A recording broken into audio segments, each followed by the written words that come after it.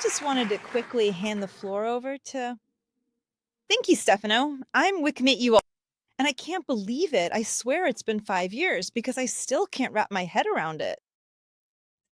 That's how it was, but it was a real struggle and intense. But thanks to you, it was bearable. Andrea, I'd like you to give me a couple of. You can't go through the whole legal argument, but give me a couple of quick pointers to help the audience understand some of these rulings. Just a few highlights. So, in a nutshell, I'll flip it around now. The discussion, I want to put myself in the shoes of the citizen. Speaking as a concerned citizen myself, and furthermore, he turns to his trusted doctor. Tonight, there are many doctors in the audience, including university professors of medicine and pharmacy and general medicine. So I'm a citizen who goes to my doctor. Later, I'll translate this into what it means in the context of the European Union. And the ability and the right that a doctor has in science and conscience to access certain documents that guarantee the safety of medicines, which is part of the legal process we've undertaken with Professor Van Friese. I asked my doctor if among the new medicines that have been put on the market at the union level from this regulatory body called EMA, which then has its own commission, several EMA commissions at the European level, and one of these is the Commission for Medicinal Authorizations, which studies authorizations for medicines for human use.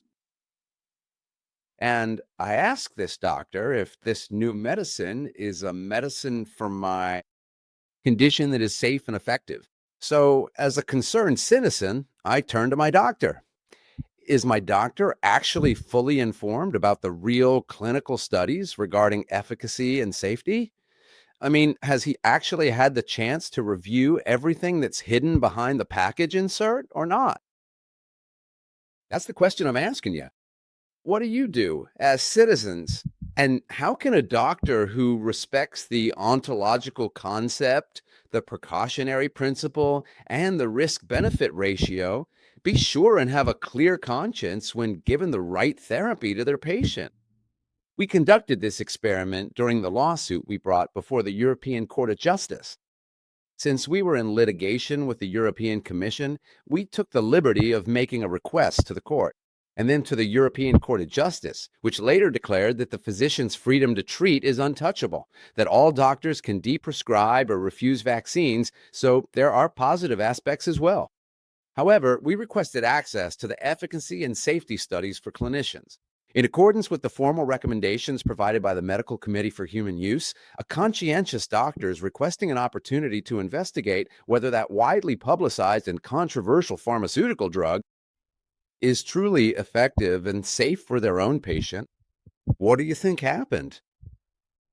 They didn't allow us access, so we don't know. We never got to see what was really going on behind the scenes. It has become so significant that, as many of you are undoubtedly well aware, even today, after 5 long years and still counting, it is still. The comprehensive final studies on required efficacy and safety, which were supposed to be officially submitted and reviewed when the full authorization was granted, have not yet been filed. That went well beyond the established deadline.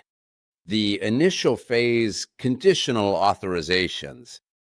Here, this is a question I ask doctors. Maybe Vani can give us an answer. Then maybe if we have An operation quite a bit sooner. a hand splint.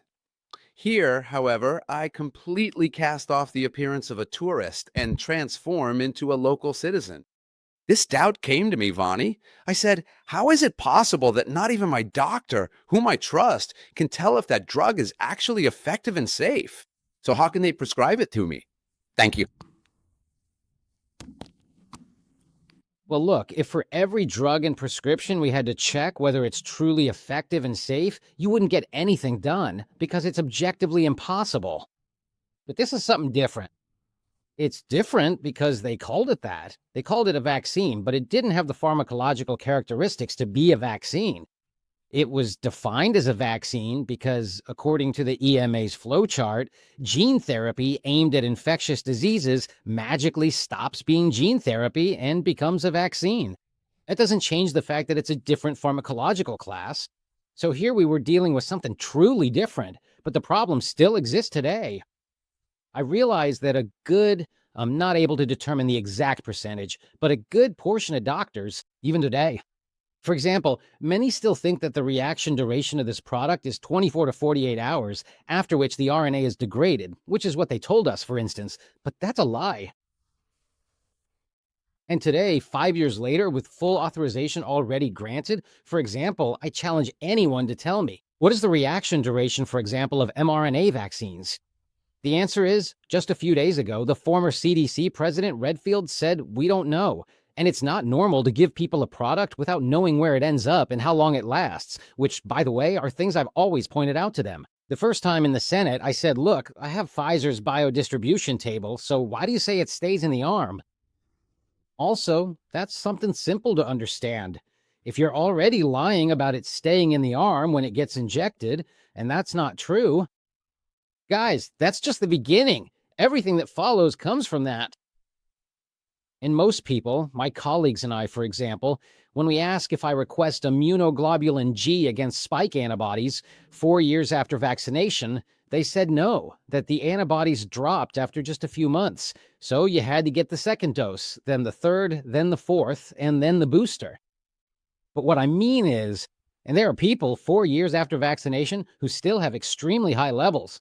And doctors say, oh, that means you're protected. Like it doesn't even occur to them to ask themselves, the question is, how come?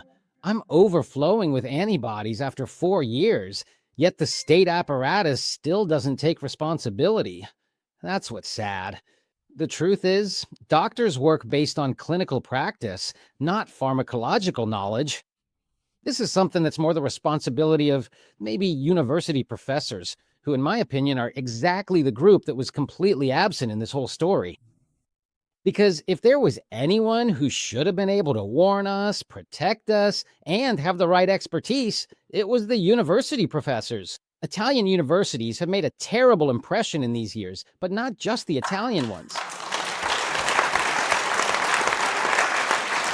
Because they have basically certified the incompetence of those who are supposed to be competent. The role of the university is to create critical thinkers who are able to analyze situations, approach them from different angles, and find alternative solutions.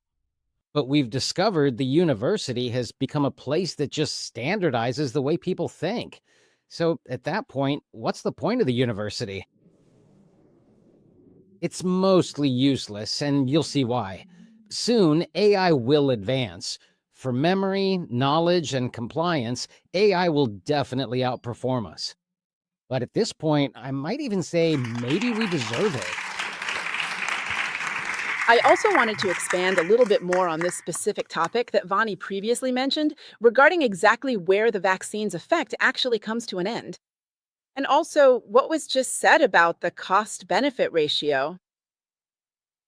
Among other things I've done, because I participated for 2 years, I was a member of the COVID Commission, where we interviewed all the most important scientists responsible for the institutions on these topics, including the director of the EMA, Emma Cook. And among the questions we asked her was this one: how long does the vaccine stay in the body, and where does it go? And unexpectedly, she admitted that it's not true that it stays in the arm, and that, according to the studies they had done, it degraded in about 8 to 9 days, something that had never been admitted by anyone before. That's not even true. But compared to the full 2-hour wait we had been told about up until that point, it felt like it was, as they say, in quotes, an admission that they had always lied about that. As for the crucial balance between risks and benefits, that was a specific question I really and persistently pressed her on. First, I asked European Health Commissioner Kyriakides, but she didn't provide a direct answer. Then I asked her again, and she, stammering in a really embarrassing way, started to say, well, she basically made up some nonsense in which she basically said that to understand whether the risks or the benefits are greater, our committee of experts conducts a thorough evaluation. And at the end of this thorough evaluation, it was determined that the benefits are greater. Wow. Too bad nobody can even know who the heck these amazing experts are because their names are secret. And guess what? Now, who exactly makes up this entire board of highly qualified experts? Who knows? Lobbyists picked and put there. There are people who come, guess what, from pharmaceutical companies, from the very organizations that produce them. Francesca, don't some of them also come from our friend funded by Bill Gates? Of course, but he's the number one lobbyist. I mean, it's not like it's well known, it's public knowledge. And another question I asked, for which I never actually got an answer, was why this thing existed. About the Omni, it always really made my blood boil. And why long COVID?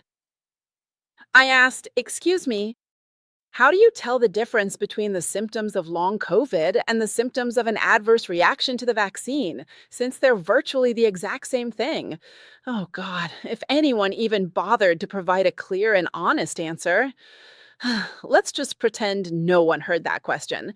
And I think when you see, these types of complicated issues, I wrote them all down in my book because I didn't even have enough time to tell everything we heard and everything we saw, the many unanswered questions, the truly ridiculous answers, and the blatant contradictions we encountered. And then also the admissions that some people actually made, but that never made it to the media. So, by telling all these things, I assure you that those who were part of the COVID Commission and were from the Democratic Party, one of the most pro-vaccine parties out there in the end. Even if they didn't say it, they understood. And unfortunately, I want to mention this because there were also two victims. One was a French member of parliament from the island of Reunion who was a staunch supporter of vaccines, and unfortunately, her battle with cancer took a turn for the worse. And she passed away after getting several doses. And then there was a dear colleague who I will always carry deep in my heart, Michelle Ravasi from the Greens, French, a truly courageous and remarkable woman who was undoubtedly one of the most tenacious people I have ever known. She was outspoken in exposing the financial aspects of this whole mechanism, how the funding came about, the lack of transparency in the contracts, and so on. At a certain point, she was about to publish a major investigation into the vaccine contracts, including those for future vaccines. And suddenly, mysteriously, one day while she was coming to Parliament, she collapsed to the ground while walking and never got up again. I've never wanted to talk about it publicly because then people say, oh, well, you're exploiting her death. But I heard from people close to the family said she didn't have any heart problems. She had recently undergone a whole series of tests that showed she was in perfect health. But the official medical diagnosis revealed that she had unfortunately suffered from a sudden rupture of an artery in her heart, a complete arterial rupture. It's not clear what exactly split in two. Her heart was perfectly healthy, but that very morning she had stopped to have a quick cup of coffee at a local bar, and then she suddenly died just like that. It was a terrible tragedy. I honestly have to say that for the very first time after that terrible incident, I was truly and deeply afraid because I suddenly realized that this entire world doesn't stop for anything at all, no matter what.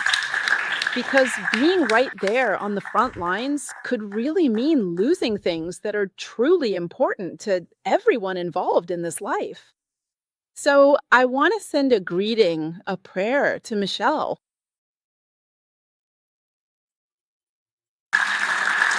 is because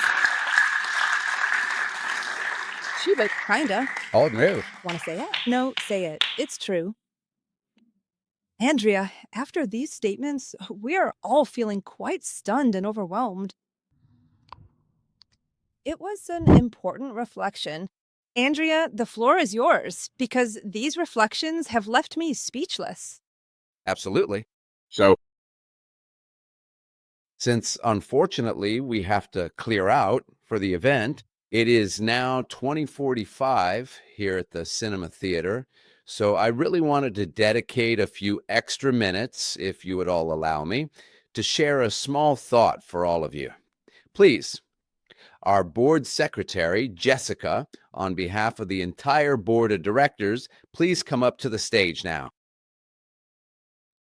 And then we wanted to make sure to set aside a bit of time, about 15 minutes or so, for 2 questions. Maybe there will be a couple of questions, perhaps even 2 or 3 different questions, and then leave about 15 or 20 minutes right at the very end of the session. This is for anyone who might want to talk further with our guests, or perhaps even pick up a copy of a book. So, what about us? Since Eunomis was first founded, and here with us today is our esteemed Vice President, Professor Silvano Tremonte from Milan, a world-renowned implantologist and also a very dear friend. He will certainly remember that at every single annual event we hold, with a certain distinguished audience, we always have the great pleasure, since our guests are people or personalities who have notably distinguished themselves in their various professional fields, in defending certain fundamental and essential human rights, which are the very ones our association deals with from a legal, social, and healthcare perspective. So every year we have the pleasure of giving a special and meaningful token of our sincere appreciation to our guests. Our association's bylaws clearly state that the board of directors can officially bestow the prestigious title of honorary member or distinguished member. Specifically, this is for all those individuals who have distinguished themselves in a mission that perfectly aligns with and remains deeply consistent with what has been established. So, what exactly should I take off from here? Let's go. We have it. Stefano Puzzer. First of all, please give him a big round of applause.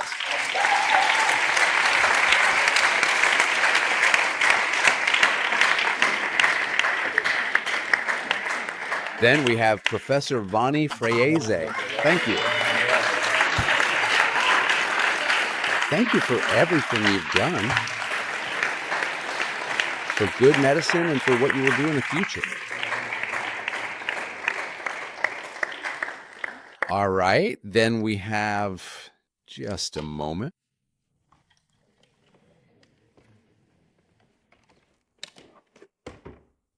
It's a plaque that won't open. It's good luck. Here's the one from Japan and Francesca Donato.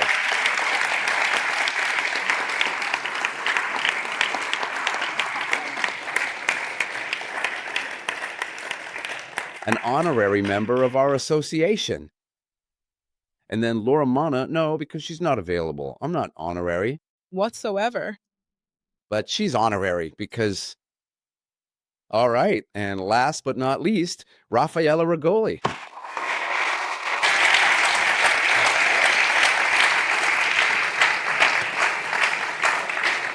I would say that the reasons for this recognition hardly even need to be explained at all.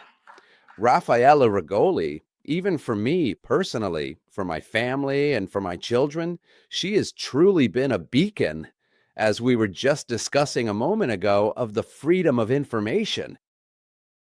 So please give her another big round of applause, because it's truly an honor for us.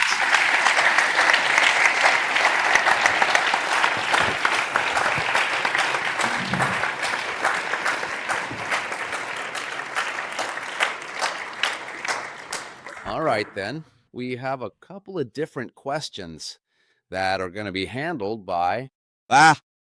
So I don't know if there were already any reservations. There are 3 people who have signed up. We have just 10 minutes, okay? Yes. So they insisted and told us that you absolutely have to let them ask their questions. One is Dr. Giovanardi. Where is he? Don't do anything because there's nothing to worry about. Thank you.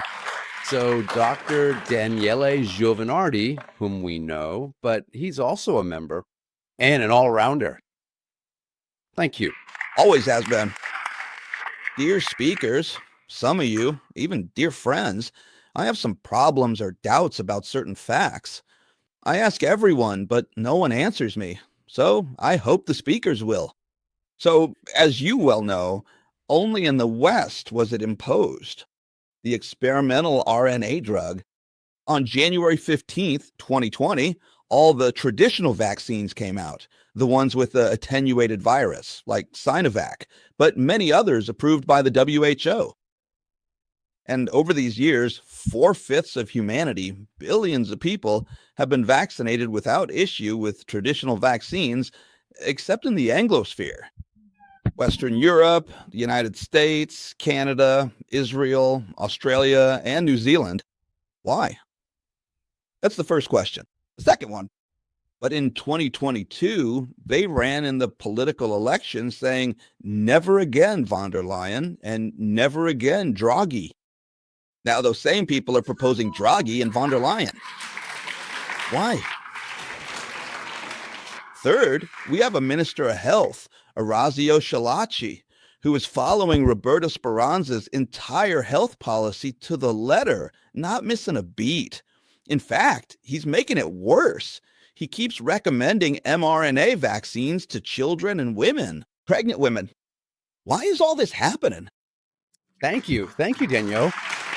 So, in response to the specific question concerning Minister Schillaci, it seems to me that all our guests, and maybe even I, could allow myself to provide an answer to this matter. Even lawyer Manna could give an answer.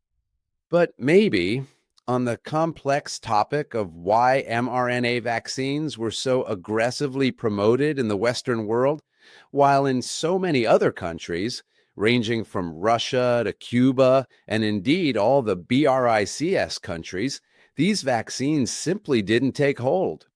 Maybe, if they happen to be paying attention to me right now, Francesca Donato and Vanni Fraiese can provide us with a more complete answer.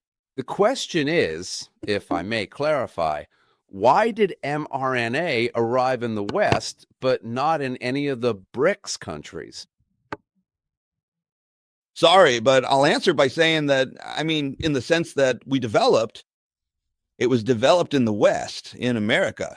Kennedy recently said, among other things, that actually the products weren't developed by Pfizer and Moderna. I'm not the one saying this. I repeat, it's the current U.S. Secretary of Health who said that they just put the Pfizer and Moderna label on it, and that in reality, it was produced by DARPA and the Pentagon. So frankly, at that point, asking a doctor why this is being used becomes a bit redundant. The reason is neither scientific nor, at this point, even medical. It's a political and economic reason, where, by the way, the military is also involved. So honestly, it's hard for me to make any sense of this. Let's just say the myth that this issue could have a scientific origin has been debunked. It clearly passes through the scientific side, but for example, hearing straight from the American health minister that it was also produced in military institutes, for instance, was something I didn't know firsthand. So at that point, the question becomes something else. I said, what kind of story have they told us? We're still here talking about Pfizer and Moderna, when in reality it comes from the American government. Then it's understandable. Also, because we're not doing anything, in any case, because the origin of the issue is much more complex than what we've been told.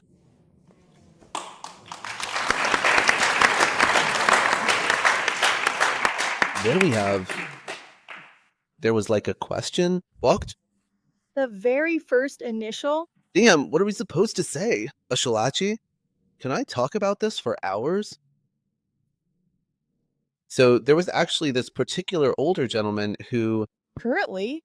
Thank you. So my name is Luca. First of all, congratulations on the organization. Then I have some apologies for Stefano, which are kind of a prelude to my question.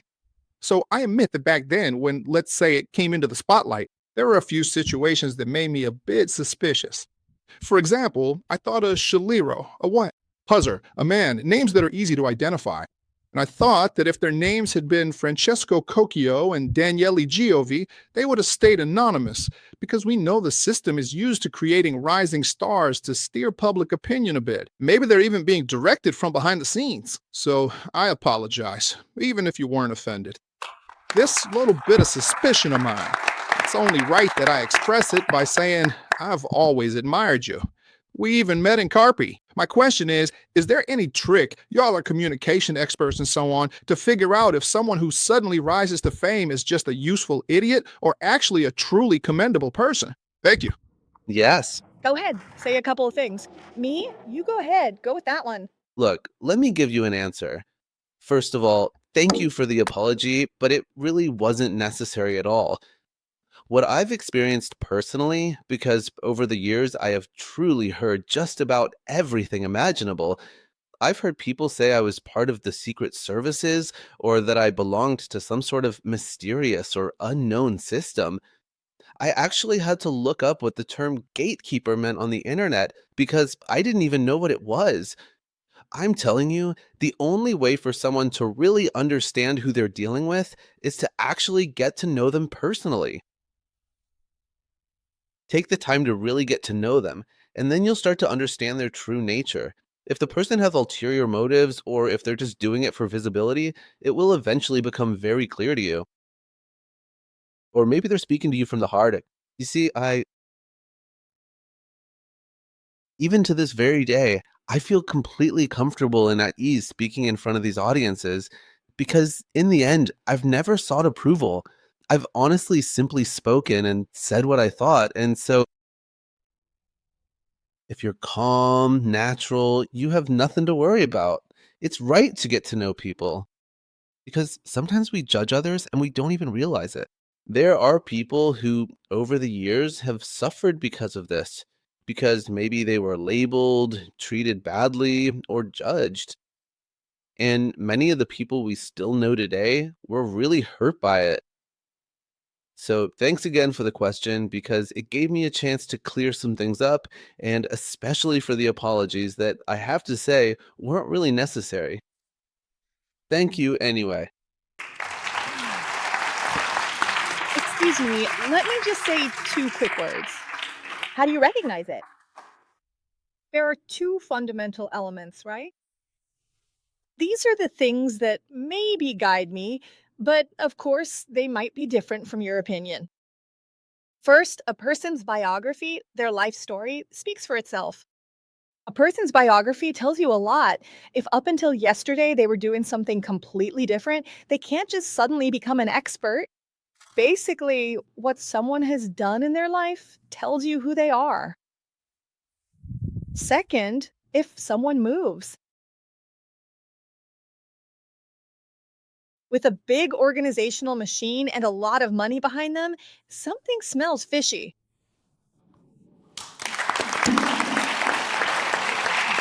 Great answer. Last super quick question, because then it will go to some. I'll be really brief. First of all, thank you. My heart is racing because I have so much respect for you. You guys have truly been amazing. I'm telling you this with my heart in my throat. And thanks also to Vani, who replied to me on a Sunday. When I read the message, I thought, so these people really are just like us? So my question's very brief. Where do we stand? I'm almost 48 years old. I had a baby girl a year and a half ago, which was already a miracle. And at 46, I've never given up in my life. I don't want to give up this time either because my daughter is off limits. The problem, obviously, is the vaccine mandate. Where do we stand? Because I'm sending my daughter, luckily there are a few people. I come from the province of Modena, even though I'm Tuscan. I think you can tell. There are a lot of people there who think like we do, and we're working to give these kids a better future. For these kids. But unfortunately, the mainstream media shows us the exact opposite, okay? So there's a lot of fear. I have a lot of friends who, out of fear, don't move forward. And it's not just the mainstream. You're seeing what's happening to the Del Bosco family. Good job. Like, not just that. the family from Arezzo, In Arezzo. Good job. but they actually put her in those terrible conditions. So I got a letter last week that wasn't even registered mail, okay? Just a normal letter. I'm pushing you. Very well done. Then, in the end, last year, I asked for a meeting myself because I said I was tired of getting letters. Look, I'll say two things really quickly. So, where are we at? We're at the point where, unfortunately, since we're living under the rule of vaccinocracy, we still can't get rid of it, but we'll make it. So, I clearly remember that I wrote a whole chapter about it in my book because Lorenzen and everything that came from that, the vaccine mandate, simply does not exist at all in other European countries, except for France. This is a crucial and very important distinction to make. The vaccination process might be the same, but it's not mandatory. So, what exactly should we be doing about this? Mandatory schooling, that is from first grade onward, takes precedence over the vaccine mandate. So, parents have to submit some forms and their fines or reports in progress. But nothing really happens. You just pay a fine and move on. For preschool, though, unfortunately, you have to choose home based preschools. Why? Otherwise, in that case, the vaccine mandate in Italy takes precedence over the other. But I repeat, there are home based schools and they are allowed by law. Don't be afraid. Thank you. I'll give you a quick rundown of which 15 countries do not currently have mandatory vaccinations. So, they're all underdeveloped and every single one of the children have died. Austria, Denmark, Estonia, Finland, Germany, Ireland, Iceland, Lithuania, Luxembourg, Norway, the Netherlands, Portugal, Spain, Sweden. And out of Europe, the United Kingdom. So only us and France have them. Us, 10. France has 11. And who knows why we're the biggest vaccine producers. So, if I may, I would really like to take a moment to say something. Since we have also been honored to receive this prestigious award, and I am truly incredibly happy to have it. Andrea, could you stand up for a moment? I really wanted to take a moment to sincerely thank Eunomis because there are so many people out there who simply don't know about the incredible work you're doing every single day, how truly important it is for our community, and the many vulnerable families you're helping during this incredibly difficult time. I have firsthand experience of this myself, having seen your impact just 10 days ago, and it was truly life-changing to witness. So it's important that organizations like yours exist. As I said, in our own small way, back then we created the People Like Us committee. So I dedicate your award, I dedicate it to this wonderful family, which is people like us. Here, we're lucky to have Gabrielle with us, Claudio from Carpi, Ivano from Bologna, but I also want to thank the dedicated girls from Verona and from Brescia, and thanks to them, over the years, we've managed to help first the people left behind, and now the young men and women of our community. Those dealing with adverse effects, something like 180,000 euros in paid bills and grocery vouchers sent to their homes. So it's a great thing to have people like you, like them, like my second family, who dedicate themselves to doing good, because I truly believe that when someone... How many times have we been asked? So what do we do now? I think that's a question we've been asked, as if we were... I never really know what to say in response. I was saying, let's move forward with a smile. Remember to do good, because good always comes back, and above all, it costs nothing. So thank you so much from the bottom of my heart to everyone. Thank you, Stefano. Thank you, Stefano. Thank you, Stefano. Thank you. I'm coming. Sigh. Please be patient. Just a moment. I want to tell you that we don't like, it's our feeling, as Stefano knows well, we don't like to advertise ourselves, meaning that we try to use these events as well. And I'm also responding to someone who wrote to us. When booking these events, they also help us to gather some resources. And there are people in the room who know what I mean. We help people who have been suspended, and we provide them with legal assistance. We have almost 70 people harmed by the vaccine and 12 who have died. We are present in courts all over Italy. We are the first group that won the case for over 50s before Judge Passy in Monza. It's the first ruling of its kind in Italy by Ferrara Civil Court, and we're almost there. Our final hearing is in June. Someone now unfortunately confined to a hotel with neuropathy. That's you. So behind the scenes, without any fanfare, and without ever seeking the bright spotlight, we simply try to be helpful and do something truly important for those who are in need. So thank you. Thank you all so very much for your support. So let's ask a quick question. Yes, let's take a question and then we'll wrap up. Go ahead, please. So first of all, sorry if I insisted on asking this question, but it's really important. First, I want to thank everyone, including Dr. Giovanardi and the speakers. I know all of you personally, but you don't know me. I've been following you for a long time. I'm an activist, just like all of us here. But what I'm about to say now is something that also puts me at great risk. We know what it means to lose loved ones. Dr. Donato lost Michelle, and I have lost Domenico Biscardi and Franco Kemba. Isn't Dr. Donato talking about something important that affected her personally? Something they tried to pass off as a suicide? And we're not talking about it? So each of us is at risk. Every single time that I get back into the formal system of reporting these things and of exposing very sensitive issues, strangely enough, my phone just stops working entirely. It simply shuts itself off. The proof of this is that if you were to go to the stock exchange right now and take a close look at my phone, you would see it turned off today simply because I was coming here to speak with you. I am the person, just a moment, I'm almost done, who, thanks to Dr. Guarini's intervention, brought Raffaella's attention to the Caprese Michelangelo case.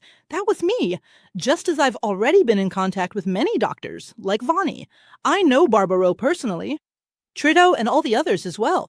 So what I'm about to say today puts me at risk, but I want to say it in front of all of you. I didn't know where Moose was, but I did know very well what they're doing with geoengineering, which is being prepared, the same thing the doctor will explain clearly in her book, that they want to darken the sun with the 70 billion they've already raised. Right? So I knew very well that Harry, it was created by HARP in triangulation with the power ship. And when I saw the landslide in Missemi, I simply asked myself, but where is the MUS? I went to check and found out that the MUOS is in Missemi, and nobody knows about it. Why did Maloney go to Missemi just for a photo op? And nobody talks about it. The question is, we are here in the truth, suspended, and in the right to information. No one dares to say that there is a real and documentable possibility that they keep causing landslides in that country because they need to get it done. Just like they did in Gaza, they expropriated the rightful inhabitants of Rish Hashemi, who have now become a huge problem because they have 10 times more cancer cases than the rest of Italy. And all the no MOAS activists I'm in contact with have been persecuted. So is there anyone willing to say on a program, not just on social media, that this is what happened? Only Sarah Cunyo on Sola TV mentioned it, and even then it was just a journalist making the connection. She didn't go much further than that. But can we at least say that the MUOS facility in Sannasini definitely exists so that people know that the massive landslide isn't natural at all and that it's actually caused by those powerful microwaves overheating the fault lines? Does anyone have that kind of courage? Thank you. It should have been 1 minute, but took 4. Raffaella needs to talk. Standing up. I'll be quick. So, as I always say, it's one thing to talk about things on social media. It's another thing to find proof. On my channel, I talked about a part that had been published as a hypothesis, which could also just be a hypothesis. To say that's the truth, we can't say that. But I think things have been said that are so much more serious, and we've experienced it firsthand, being used as guinea pigs with the vaccinations. What I mean is, Miss Semi is just one aspect of something much more serious that involved our children, our loved ones. I mean, do you remember them being put in body bags? We couldn't say goodbye to them, just Tylenol, emergency responders, waiting. I mean, we saw the horror ourselves, so Thank you. Thank you. We really have to finish things up right now, or they'll be coming looking for us. Let's just quickly mention our upcoming events before we thank our amazing guests. Starting February 14th through 15th, as you saw on the flyer at the entrance, the School of Homocybergenetic Medicine and Relational Epigenetics will begin. It's organized by our member, Dr. Luigi Marcello Moncellato, and is sponsored by our association, Eunomis. All the information you need is on the flyer. Then, in the spring and summer of this year, we will present 3 books by various authors, which will also feature contributions from doctors and lawyers. Some of our members will participate and will host talks with the authors. Then, in October 2026, right here at the Nosa Della Cinema Theater, we'll hold the national premiere of the highly anticipated docufilm by our friend Paolo Cassini from Siena, Ulterio, The Great Awakening. Should I share this news with you? As a preview, just like Eunomis, the Bologna Association, Edward Zenner, and the Italian Society of China, we'll have the exclusive in Bologna, the national premiere, and we'll also host a talk. So, thank you all. Thank you to our guests, and thank you to everyone here. Have a good evening.